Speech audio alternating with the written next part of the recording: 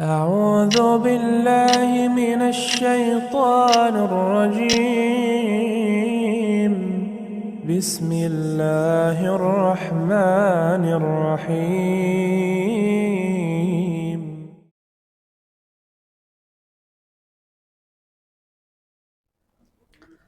Bismillahirrahmanirrahim. Assalamualaikum warahmatullahi wabarakatuh. Alhamdulillah hamdan katsiran thayyiban mubarakan fi. Wa asyhadu an la ilaha illallah wahdahu la syarikalah. Iqrara bihi wa tauhida. Wa asyhadu anna Muhammadan abduhu wa rasuluh. Allahumma salli wa sallim wa barik ala nabiyyina Muhammad wa ala alihi wa ashabihi wa man tabi'ahum bi ihsanin ila yaumiddin. Yaqulu Rabbuna azza wa jalla fi kitabihil karim, ya ayyuhalladzina amanu taqullaha haqqa tuqatih wa la tamutunna illa wa antum muslimun. Ya ayyuhan nasu taqu rabbakumul ladzi khalaqakum min nafsin wahidah wa khalaqa minha zawjaha wa batha minhuma rijalan katsiran wa nisaa'a wattaqullaha alladzi tasaaluna bihi wal arham innallaha kana 'alaikum raqiba. Amma ba'd. Alhamdulillah, bapak-bapak, ibu-ibu, jamaah kaum muslimin dan muslimat yang kami muliakan, rahimani wa rahimakumullah. Terus kita memuji dan membesarkan Allah atas beragam nikmat yang sampai saat ini terus kita rasakan, dan di antara nikmat tersebut adalah nikmat berupa kemudahan untuk kita melangkahkan kaki kita menuju masjid rumah Allah dalam rangka menunaikan sholat subuh secara berjamaah.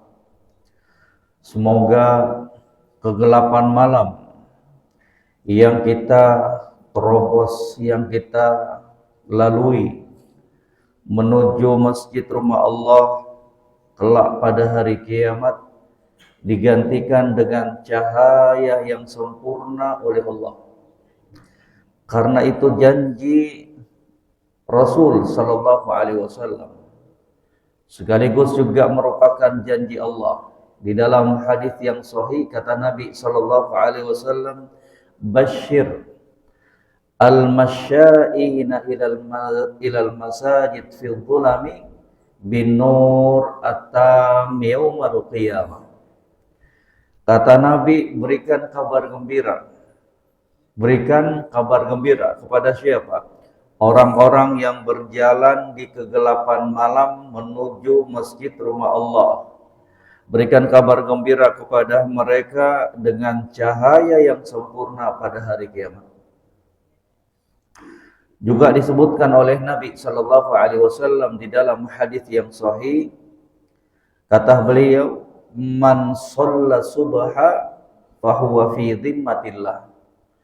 Barang siapa yang sholat subuh, maka mereka itu fi dhimmatillah, ay fi hifdzillah wa dhamanillah.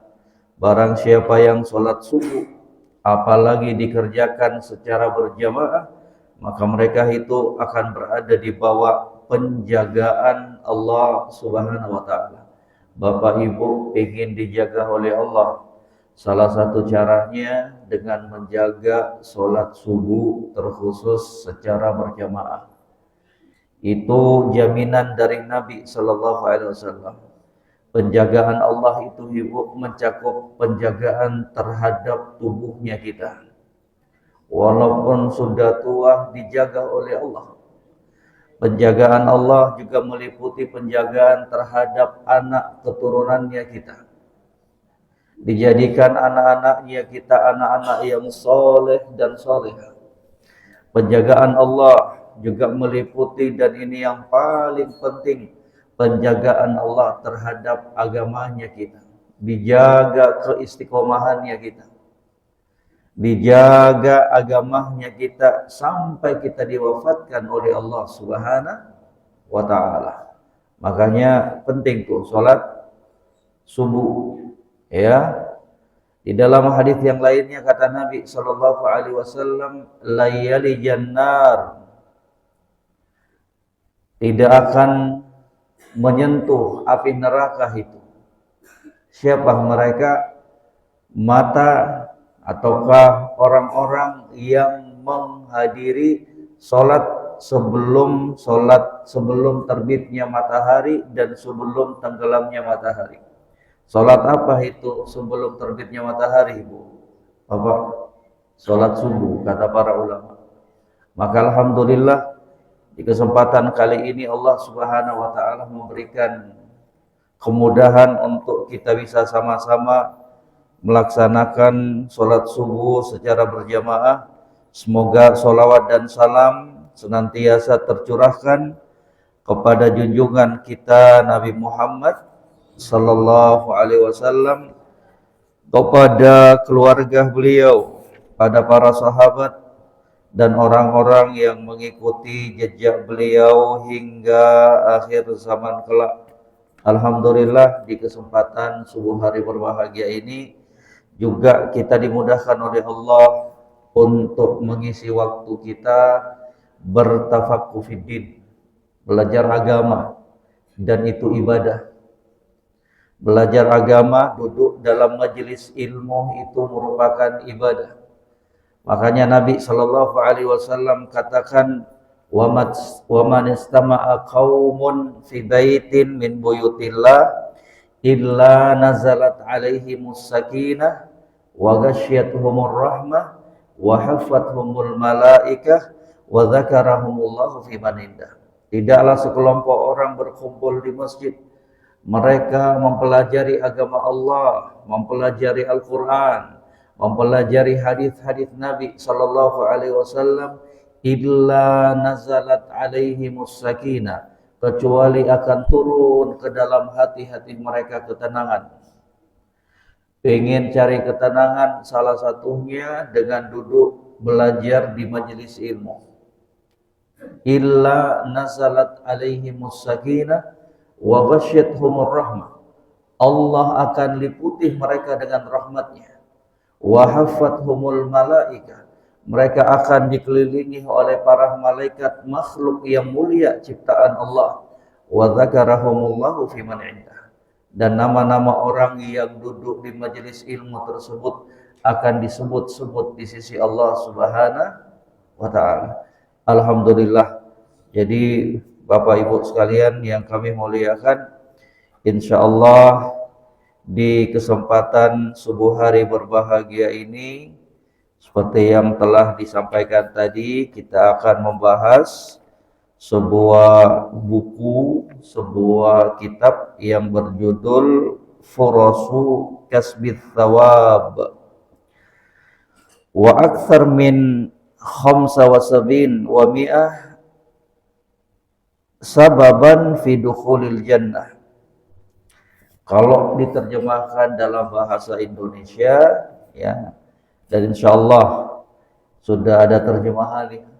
Mudah-mudahan nantinya ya pihak masjid ya menyediakan untuk para jamaah, biar jamaahnya nggak ngantuk, biar jamaahnya bisa nengok ya sama-sama bukunya ini. Kalau bahasa ya Indonesianya 175 jalan menuju surga Allah Subhanahu wa taala.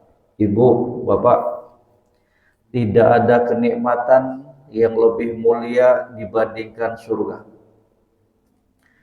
Apa yang telah kita raih, capai di dunia ini tidak ada apa-apanya dengan surga Allah Subhanahu wa taala.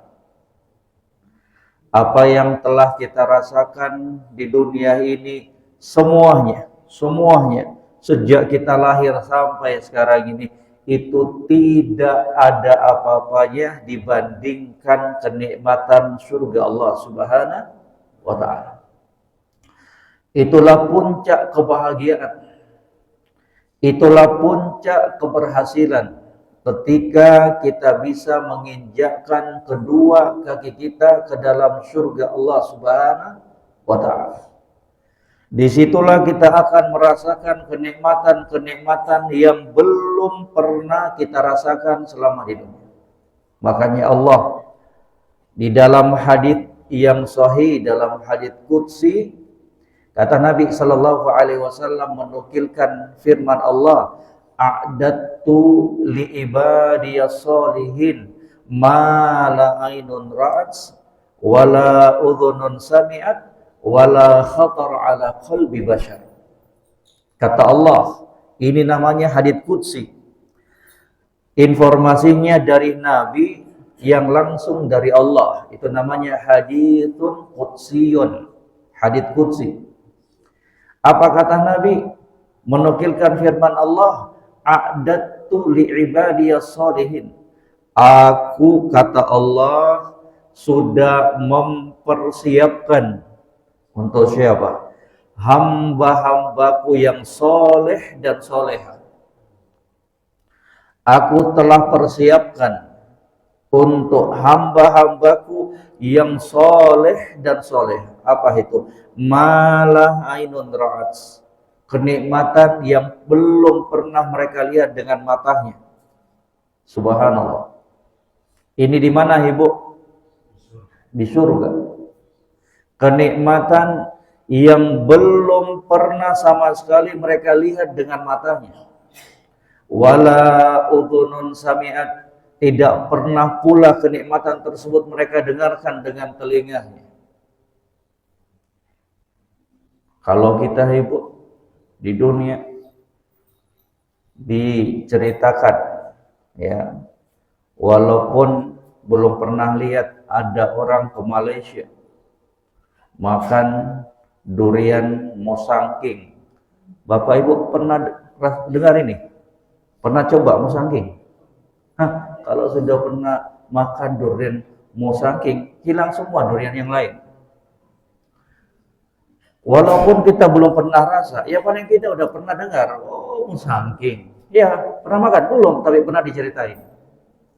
Kalau di surga sama sekali nggak pernah kedengaran tuh.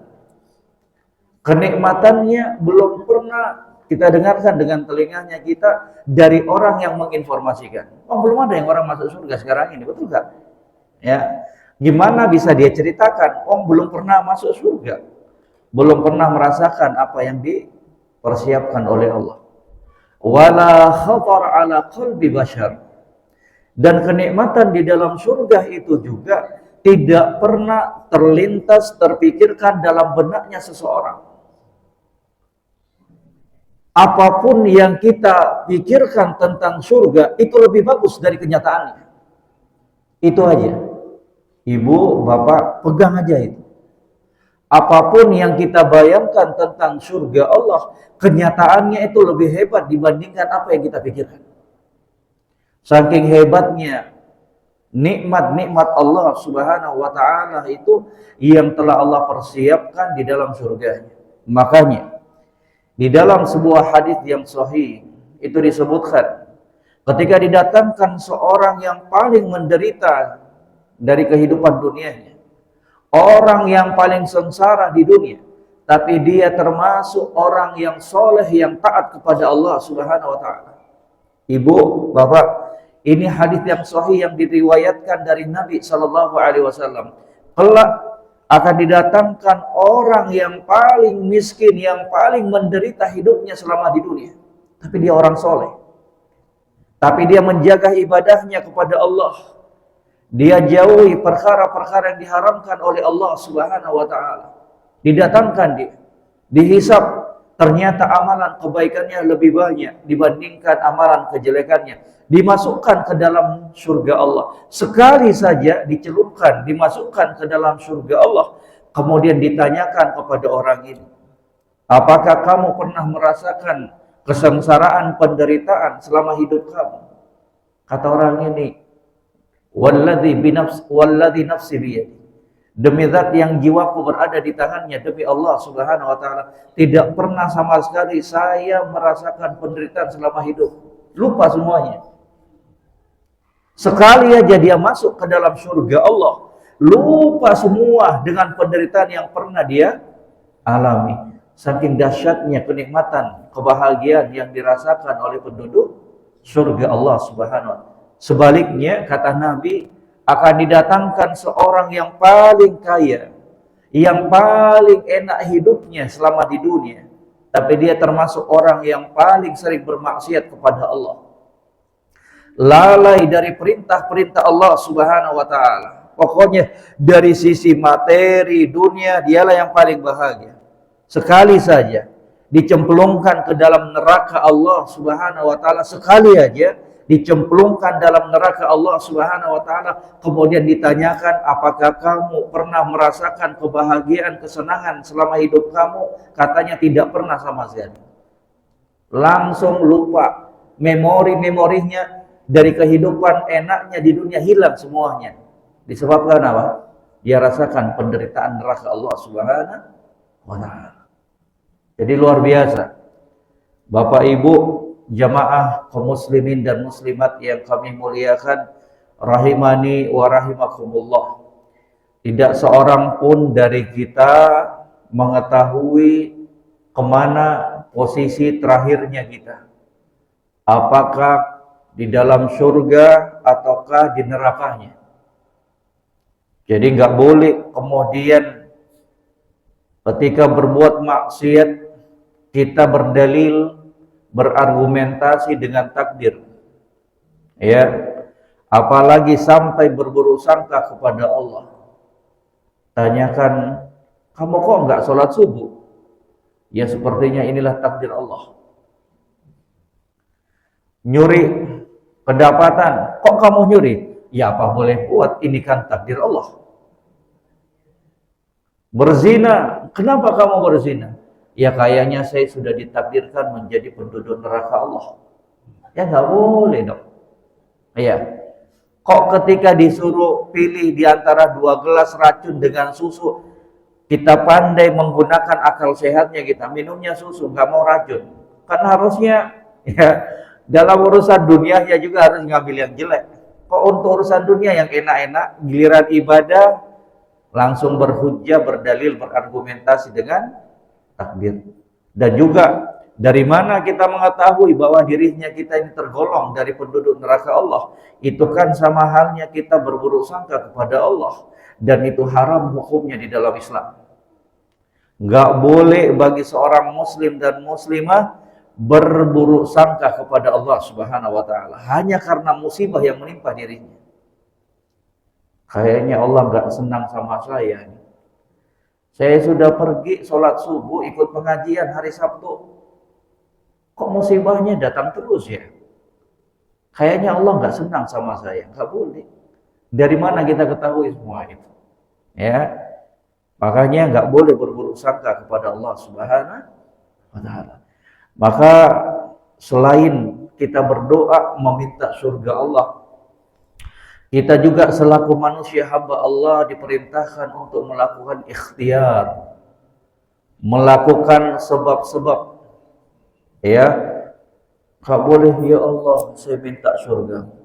Allahumma inni as'alukal jannah wa ma qarraba ilayya min qawlin wa amalin wa a'udzubika minan nar wa ma qarraba ilayya min qawlin wa amalin. Ya Allah, saya minta kepadamu surgamu dan perkara-perkara yang akan mendekatkan diriku kepada surgamu, dan saya berlindung dari nerakamu dan dari perkara-perkara yang bisa mendekatkan diriku kepada nerakamu. Doa aja terus, tapi nggak pernah berikhtiar, nggak pernah sholat 5 waktu, nggak pernah tinggalin perkara-perkara yang diharamkan oleh Allah. Harus dong. Selain berdoa, kita juga apa, Bapak Ibu? Berikhtiar, berusaha melakukan sebab-sebab. Apa yang diperintahkan oleh Allah kita kerjakan, apa yang dilarang oleh Allah Subhanahu wa taala kita tinggalkan. Makanya pernah di sebuah kejadian Nabi Shallallahu Alaihi Wasallam duduk bersama para sahabat. Kata Nabi Shallallahu Alaihi Wasallam, "Ma minkum min ahadin illa qad kutiba lahu maq'adahu fin nari aw fil jannah." Kata Nabi Sallallahu Alaihi Wasallam ketika itu di hadapan para sahabatnya, "Ma minkum min ahadin illa qad kutiba lahu maq'adahu fin nari aw fil jannah." Tidaklah salah seorang di antara kalian kecuali sudah ditetapkan tempat duduknya di surga ataukah neraka. Tidaklah salah seorang di antara kalian kecuali semuanya sudah ditetapkan tempat duduknya di mana dia berada kelak pada hari kiamat, di surga ataukah neraka. Hebat Ibu. Kaget nih para sahabat. Bapak Ibu, kaget para sahabat ketika mendengarkan ucapan Nabi Shallallahu Alaihi Wasallam ini. Kok bisa nih? Katanya tidaklah salah seorang di antara kalian kecuali semuanya sudah ditetapkan tempat duduknya, tempat tinggalnya di surga ataukah neraka. Maka nyeletuk seorang sahabat. Beliau mengatakan, "Afala nattakilu?" Ya Rasulullah, kalau kita semuanya ini sudah ditetapkan tempat duduknya di surga ataukah neraka, ini penduduk surga, ini penduduk neraka, kalau gitu afala nattakilu, kalau itu pasrah diri aja lah. Iya Bu, Bapak, katanya afala nattakilu, kalau demikian udah pasrah aja. Coba lihat, itu yang terpikirkan di benak para sahabat ketika itu. Tapi lihat apa jawaban Nabi Shallallahu Alaihi Wasallam, "I'malu fa kullu muyassarin lima khuliqalah."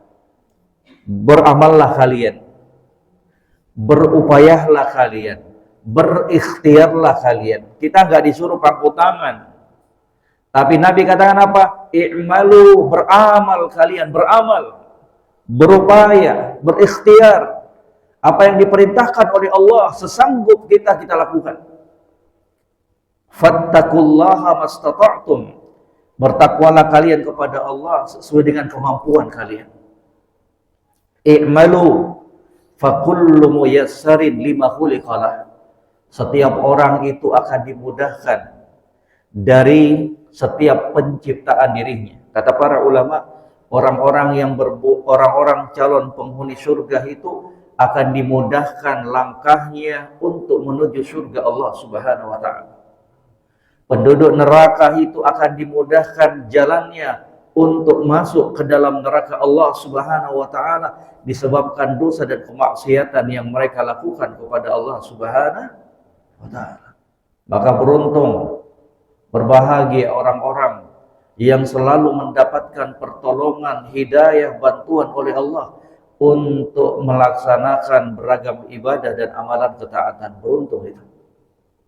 Semoga mereka-mereka itu akan menjadi penghuni surga Allah Subhanahu wa taala. Bapak Ibu yang kami muliakan, ini nih bukunya. Insyaallah ya, yang akan menjadi topik pembahasannya kita ini. 175 jalan menuju surga Allah. Surga ya, tempat istirahat yang sesungguhnya. Ibu, bapak, kaum muslimin dan muslimat, kalau sudah masuk surga tidak ada lagi beban-beban taklif, tidak ada lagi sholat, tidak ada lagi puasa, tidak ada lagi haji umroh, nggak ada lagi. Nggak ada lagi sedekah, nggak ada lagi doa, nggak ada lagi kurban. Tarik 7 orang, gabung 1 ekor sapi, nggak ada lagi. Nggak ada lagi. Kalau sudah masuk di dalam surga Allah, itulah tempatnya kita untuk beristirahat total, untuk menikmati nikmat-nikmat Allah, untuk menikmati hasil dan sebab dari amalan-amalan yang kita lakukan. Makanya Imam Malik atau ke Imam Ahmad. Imam Ahmad, Bapak Ibu sekalian, pernah ditanya, kapan sih manusia itu betul-betul istirahat? Kata Imam Ahmad rahimahullah, ketika dia meletakkan pertama kali kakinya ke dalam surga Allah Subhanahu wa taala. Itulah waktunya kita beristirahat. Itulah waktunya kita untuk cuti selama-lamanya dari beribadah kepada Allah. Makanya dalam Al-Quran itu Allah sebutkan apa? Wa'bud rabbaka hatta ya'tiyakal yakin. Sembahlah Rabb kalian, beribadahlah kepada Allah sampai kapan? Sampai datangnya al-yakin, yaitu kematian. Ibu, bapak, sabarkan dirinya kita. Pokoknya selama kita hidup, kita harus beribadah kepada Allah, karena itulah tujuan penciptaannya kita. Wa ma khalaqtul jinna wal insa illa liya'budun. Tidaklah aku ciptakan jin dan manusia kecuali untuk beribadah kepada Allah. Jadi beribadah kepada Allah itu tidak berhenti walaupun kita sudah keluar dari bulan Ramadan. Karena maaf, ada sebagian orang mau beribadah cuma sekali setahun doang di bulan Ramadan. Setelah itu cuti lagi. Nanti ibadah, semangat ibadahnya 1 tahun ke depan. Kalau bulan Ramadan tiba lagi, ya, ini orang-orang yang hanya maunya beribadah setahun sekali. Kalau di jamaah Masjid As-Salam ini, insya Allah setiap saat mau beribadah. Amin ya Rabb. Ya, jadi Bapak Ibu sekalian yang kami muliakan, kita akan terus beribadah kepada Allah. Sampai kapan Ustaz? Sampai kita mati. Besok mati, selesai. Sepekan kemudian kita diwafatkan oleh Allah, berarti selesai pula peribadatan kita kepada Allah Subhanahu wa taala. Maka mengajak diri pribadi dan kepada Bapak Ibu sekalian jamaah kaum muslimin dan muslimat, mari terus menyabarkan dirinya kita untuk melakukan ibadah kepada Allah. Sabar itu tidak hanya kita butuhkan ketika dapat musibah, tapi sabar juga dibutuhkan ketika kita melakukan ketaatan kepada Allah Subhanahu wa taala. Sabar juga kita butuhkan ketika kita melakukan ketaatan kepada Allah Subhanahu wa taala. Coba kalau kita nggak sabar. Coba kalau kita nggak sabar, ya nggak mungkin kita langkahkan kakinya kita ke masjid ini. Betul atau benar Bapak Ibu? Kan lebih enak tidur, tutup selimut, enak, ngorok-ngorok sedikit, alhamdulillah. Iya Bu. Tapi karena kita bersabar di atas ketaatan, kita tinggalkan semua itu untuk meraih sesuatu yang lebih baik dalam kehidupan dunia dan akhiratnya kita. Di halaman yang pertama, ya, insya Allah nanti ada bukunya Ibu, ya, insya Allah nanti semoga bisa dimudahkan bukunya, insya Allah. Ya, di halaman yang pertama di situ ada busyra, berita gembira. Bismillahirrahmanirrahim. Allah Subhanahu wa taala berfirman dalam surat Al-Baqarah ayat 25. Bapak Ibu bisa lihat, ya. Surat apa tadi Ibu? Surat apa? Surat apa Ibu? Bapak? Al-Baqarah. Berarti belum ngantuk. Halaman ayat berapa? Ayat berapa Ibu? 25. Allah Subhanahu wa taala berfirman, A'udzu billahi minasyaitonir rajim. Wa basyiril ladzina amanu wa 'amilus sholihat. Dan sampaikanlah kabar gembira kepada orang-orang yang beriman dan melakukan amalan kebaikan. Dua itu Allah sebut. Orang yang beriman dan melakukan amalan soleh. Jadi nggak cukup hanya dengan mengucapkan saya beriman kepada Allah, saya bertakwa kepada Allah, itu nggak cukup. Sekedar ngomong, orang semuanya bisa Ibu. Tapi yang paling terpenting bagaimana mewujudkan keimanan dan ketakwaan kita dengan melakukan amalan soleh.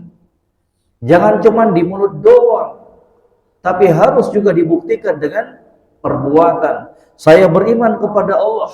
Kalau kita beriman kepada Allah, kalau kita sudah menyatakan statement saya beriman kepada Allah, amantu billah, saya beriman kepada Allah, maka konsekuensinya Bapak Ibu kita semuanya harus mau melakukan apa yang diperintahkan oleh Allah dan menjauhi apa-apa yang dilarang oleh Allah Subhanahu wa taala.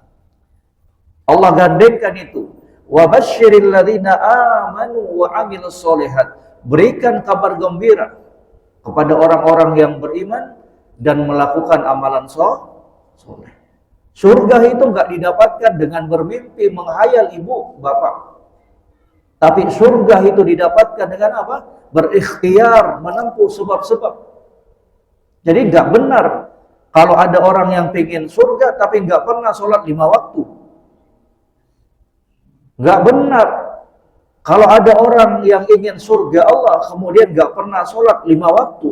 Wong Nabi saja, Nabi Sallallahu Alaihi Wasallam, sosok manusia yang paling dicintai oleh Allah, tidak pernah tuh kita dengarkan dalam sebuah riwayat Nabi cuti sholat 5 waktu. Gak pernah kita dapatkan dalam riwayat bahwa Nabi itu cuti gak puasa Ramadan, enggak. Bahkan yang ada kebalikannya. Padahal beliau adalah manusia yang paling dicintai oleh Allah. Padahal Allah Subhanahu wa taala sudah menjamin beliau surganya. Tapi coba lihat Bapak Ibu sekalian, bersamaan dengan itu beliau tampil memberikan contoh kepada kita semuanya. Sampai-sampai kata Aisyah, "Ya Rasulullah, lima tasna'u hadza kullah wa qad ghafarallahu laka ma taqaddama min dzambika wa ma ta'akhkhar." Ketika Aisyah melihat dengan mata kepalanya sendiri bagaimana Nabi bangun di tengah malam sholat tahajud, sholat lail, sholat malam di tengah malam sampai kram kedua kaki Nabi Sallallahu Alaihi Wasallam. Hah? Ibu, Nabi ini loh sholat tahajud sampai kram kakinya, sampai Aisyah heran, lima tasna'u hadza kullah. Kok kamu lakukan ini wahai Nabi? Padahal dosa-dosa kamu sudah diampuni, baik yang telah datang maupun yang sebelumnya. Coba kalau ada di antara kita Bapak Ibu, kalau sudah dapat khabar Bapak Ibu ini penghuni surga Allah, gak pernah lagi nongol di masjid. Kenapa? Karena sudah ada jaminan surga. Gak mau lagi ikut pengajian, gak mau lagi sholat 5 waktu. Nama saya sudah disebut kok jadi penghuni surga. Tapi lihat itu, orang-orang yang disebut namanya oleh Nabi, Abu Bakar fil jannah, Umar fil jannah, Uthman fil jannah, Ali fil jannah, Abdurrahman bin Auf fil jannah. Disebut namanya itu. Apakah ada riwayat yang mengatakan Abu Bakar gak pergi sholat 5 waktu? Ada. Justru mereka semakin giat beribadah kepada Allah karena mensyukuri nikmat yang telah diberikan oleh Allah Subhanahu wa taala. Wa basyiril ladzina amanu wa amilus sholihat. Berikan kabar gembira. Dan tidak ada kabar gembira yang lebih dahsyat dibandingkan kabar gembira yang satu ini. Ibu diberitahukan, selamat ya, dapat hadiah mobil ini. Oh, gembiranya kita. Kalah itu semua ibu dengan kabar gembira yang satu ini. Wa basyiril ladzina amanu wa amilus sholihat anna lahum jannatin tajri min tahtihal anhar. Berikan kabar gembira kepada orang-orang yang beriman dan melakukan amalan soleh bahwa kelak mereka akan disediakan surga-surga yang mengalir sungai-sungai di dalamnya. Ustaz, berarti di surga ada sungai juga. Tadi Ustaz katakan gak pernah, katanya Allah sudah menyiapkan sesuatu yang gak pernah didengar. Oh, saya udah dengar ini. Ibu, Bapak, tadi saya sudah katakan, apapun yang berada di benaknya kita, itu tidak sama dengan kenyataan yang akan kita lihat dan rasakan di surga Allah Subhanahu wa taala. Kata para ulama, nama boleh sama, tapi hakikatnya tidak akan serupa. Jangankan untuk perkara dunia dan surga, wong kita sendiri Ibu, buah mangga, sama namanya enggak Ibu? Tapi kan beda bentuknya, rasanya. Betul enggak Ibu? Tangan, semua kita punya tangan, tapi bentuknya beda-beda. Ya itu untuk perkara dunia saja. Apalagi ketika berbicara tentang apa? Akhirat, tentang surga Allah Subhanahu wa taala. Ngalir di dalam surga tersebut sungai-sungai. Kullama ruziqu minha min thamaratin rizqa. Setiap kali mereka dianugerahkan, diberikan rezeki berupa buah-buahan dalam surga itu, qalu hadzal ladzi ruziqana min qabl. Ini yang pernah diberikan kepada kami dahulu. Qalu hadzal ladzi ruziqana min qabl. Ini sepertinya rezeki yang dahulu pernah diberikan kepada kami. Beragam penafsiran para ulama tafsir ketika mengomentari ayat ini.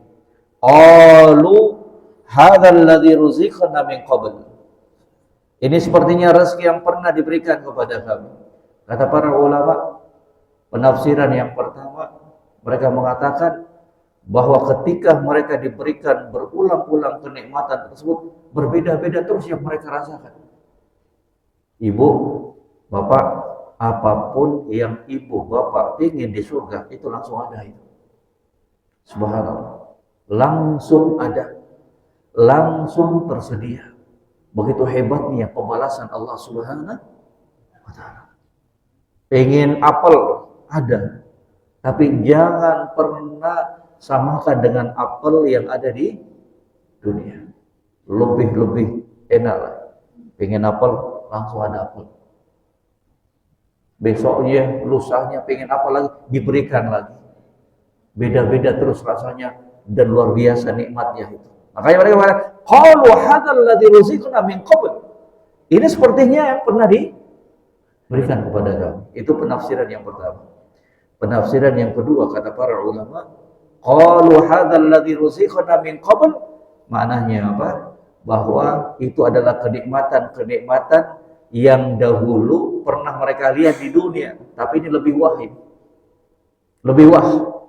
Sama, nama boleh sama, di surga ada susu, di surga ada anggur, nama boleh sama, tapi rasa jangan pernah disamakan. Jauh bedanya. Jauh bedanya.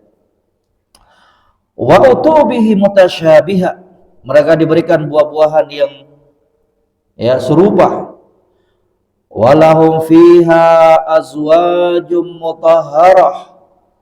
Dan mereka di dalam surga itu bersama istri-istri yang suci. Wahum fiha khalidun, dan mereka akan kekal di dalamnya. Ustaz, nanti kelak di surga Allah saya bisa kumpul nggak dengan suami saya, dengan istri saya? Jawabannya iya. Syaratnya cuma satu, bapak pastikan diri bapak menjadi penghuni surga, ibu pastikan dirinya ibu sebagai penghuni surga. Ketemu tuh. Yang jadi masalah kalau bapak di surga, ibu di neraka. Ataukah ibu di surga, bapak di neraka, ya nggak bakalan ketemu tuh. Makanya salah satu kelebihan orang-orang yang soleh, keluarga-keluarga yang soleh, maka mereka kelak akan dipersatukan, dipertemukan lagi pada hari kiamat di surga Allah Subhanahu wa taala. Maka ibu jangan sampai membatasi kebahagiaan itu hanya di dunia saja. Upayakan kita terus berbahagia dunia dan akhirat. Upayakan istrinya kita, anak-anaknya kita, cucu-cucunya kita, semuanya kelak kita dikumpulkan di dalam surga Allah Subhanahu wa taala. Makanya ini tugas yang terberat, terbesar yang dipikul oleh seorang suami, seorang bapak.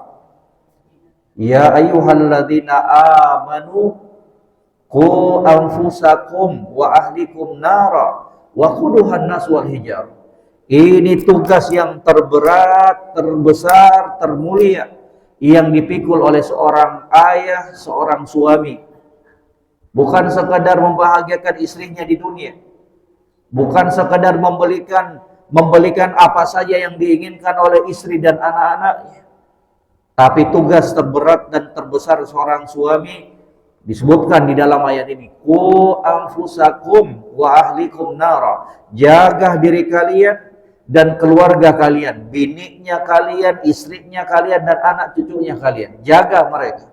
Jaga anak-anaknya kita. Jaga istrinya kita dari dahsyatnya neraka Allah yang bahan bakarnya manusia dan bebatuan. Itu suami yang hebat itu. Itu ayah yang hebat itu. Kalau dia juga berorientasi, bertujuan, berobsesi untuk menyelamatkan dirinya, anak-anaknya, istrinya dari neraka Allah Subhanahu wa ta'ala. Wa hum fiha khalidun. Mereka akan kekal selama-lamanya dalam surga. Ibu, bapak, kalau sudah masuk surga, nggak ada cerita lagi ke neraka. Nggak ada disebutkan mantan penduduk surga, nggak ada tuh. Kalau sudah masuk ke dalam surga, nggak bakalan keluar. Beda dengan penduduk neraka. Ada namanya jahannamiyun, mantan penghuni neraka. Ada itu. Jahannamiyun. Istilahnya apa?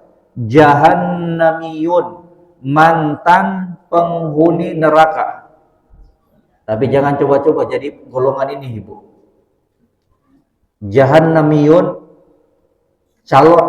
mantan penghuni neraka itu adalah orang-orang dari kalangan kaum muslimin yang bermaksiat kepada Allah, yang mereka itu disiksa di neraka Allah sesuai dengan kadar dosanya, kemudian dikeluarkan dari neraka Allah Subhanahu wa ta'ala. Dicuci mereka. Nah, yang namanya Nahrul Haya, sungai kehidupan. Kemudian mereka dimasukkan ke dalam surga Allah Subhanahu wa ta'ala. Tapi jangan coba-coba masuk golongan ini juga, Bapak Ibu. Apa-apa. Ustadz bilang itu ada mantan penghuni neraka. Ya kalau nggak bisa masuk surga duluan, ya paling tidak jadi mantan lah. Ibu, satu hari di neraka itu sama dengan 1000 tahun. Nggak sanggup kita, Ibu. Siksaan neraka itu luar biasa. Remuk tulangnya kita, gosong badannya kita, mati kita, dihidupkan kembali, disiksa lagi. Ibu, bapak, jamaah sekalian, kalau masuk ke dalam surga, nggak ada kata istirahat dari siksaan, nggak ada, Ibu. Nggak seperti di dunia ini. Sejahat-jahatnya, seberat-beratnya siksaan di penjara misalkan, ataukah dimanapun, ada waktu untuk kita istirahat, makan dulu, minum dulu. Tapi di neraka, Ibu, nggak ada lagi. Terus yang ada cuma siksaan demi siksaan. Kullama nadijat juluduhum baddalnahum juludan ghairaha liyadhuqul adzab. Kata Allah dalam surat An-Nisa. Setiap kulit mereka hangus, gosong, kami kembalikan lagi kulitnya mereka tersebut, kami siksa lagi. Terus demikian. Demikian pula di surga Allah. Tidak ada lagi penderitaan, kesedihan. Yang ada cuma kenikmatan demi kenikmatan, seterusnya kekal abadi. Maka Bapak Ibu yang kami muliakan, jangan gadaikan akhiratnya kita, jangan gadaikan agamanya kita hanya dengan segumpal dari kenikmatan dunia yang fata morgana, yang bersifat sementara. Ya, sampai sini dulu Ibu-ibu. Ya Ibu, Bapak, sampai sini dulu. Semoga apa yang singkat ini bisa memberikan kebaikan, kemanfaatan untuk kita. Ibu, Bapak, sama-sama kita selalu memberikan siraman rohani ke dalam hatinya kita. Sama-sama kita saling mengingatkan dalam perkara kebaikan. Karena hati itu selalu butuh untuk dinasehati. Karena jiwanya kita selalu butuh untuk diingatkan. Karena kalau nggak diingatkan, kebablasan kita. lalai kita. Maka semoga apa yang singkat ini bisa memberikan pencerahan untuk kita semuanya, dan kita tutup ya kajian subuh hari kita ini dengan doa kafaratul majelis. Subhanakallahumma bihamdik asyhadu an la ilaha illa anta astaghfiruka wa atubu ilaik. Wassalamualaikum warahmatullahi wabarakatuh. Semoga Bapak Ibu sekalian senantiasa sehat walafiat bersama keluarga tercinta. Barakallahu fiik.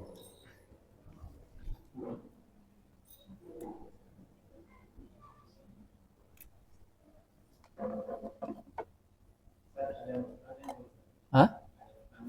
Oh, boleh.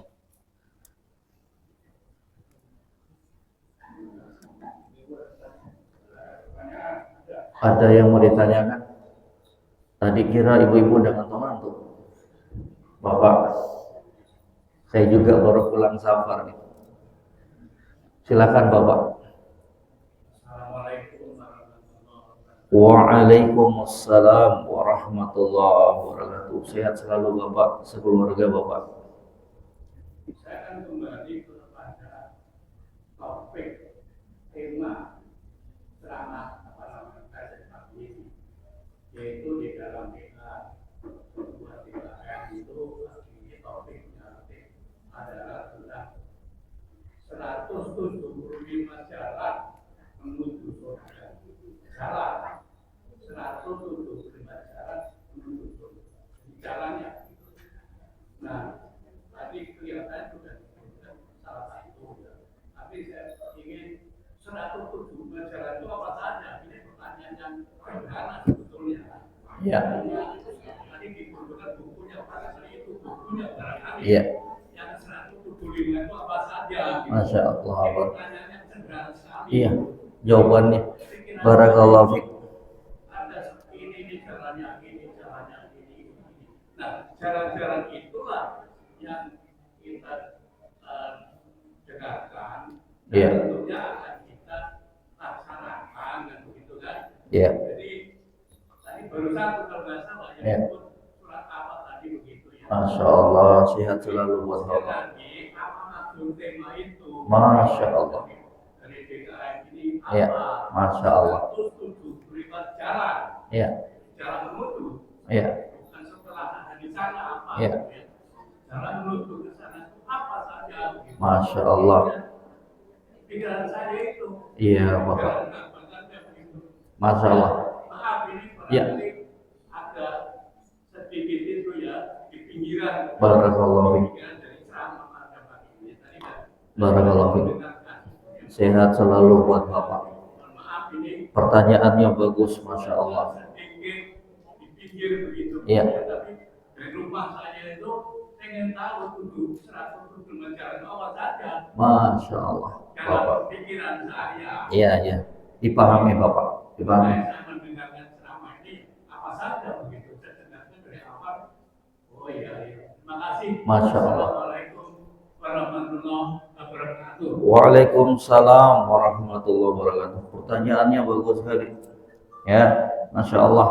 Lihat temanya 175 jalan menuju surga. Masya Allah. Bapak Ibu, ini yang kita bahas itu kitab. Sama dengan ketika kita kuliah. Kan nggak mungkin satu buku sehari. Puyeng kita nantinya. Sama dengan kitab ini Bapak. Ini kitab. Kalau saya sebutkan, terangkan 175 jalan, sebulan Bapak nggak keluar-keluar dari rumah ini. Nanti suaminya nyari istrinya, mana bini saya?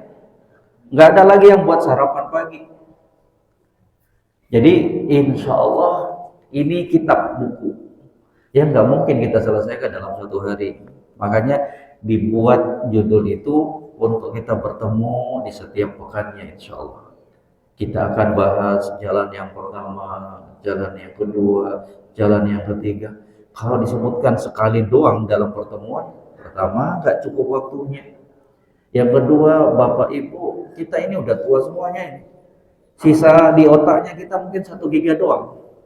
Kalau diisi langsung penuh semuanya, error langsung nggak ingat lagi apa aja yang disebutkan Ustadz tadi itu 175.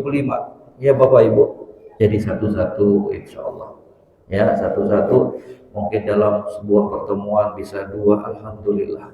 Ya, bahasa Betawinya apa? Step by step, sedikit demi sedikit. Itulah ketika belajar ilmu agama juga. Ketika belajar ilmu agama itu harus sedikit-sedikit. Al-Quran sendiri Bapak Ibu itu diturunkan berangsur-angsur. Berapa lama Al-Quran turun Ibu? Berapa tahun? Hah? Berapa tahun Al-Quran itu diturunkan? Berapa tahun? Berapa tahun? 23 tahun. 23 tahun. Nabi berdakwah di Mekah 13 tahun, mengajarkan tauhid, ngajar di Madinah 10 tahun. Kalau Al-Quran 23 tahun berangsur-angsur. Padahal Allah itu maha mampu turunkan Al-Quran sekejap. Betul kan?